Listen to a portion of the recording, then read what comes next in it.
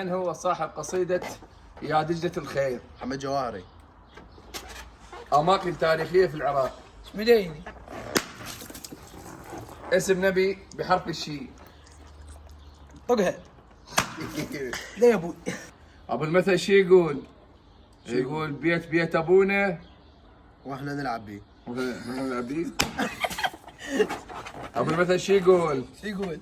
القرد لو شاف إذانه كان ماكل موزه.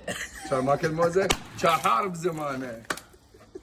أقول لك يا بنتي هو حاكيك يا شنتي. أحاكيك ايه أحاكيك وسمعك يا شنتي. خلف المنعول كلب وقام يعض بهله. قام طلع انقص منه.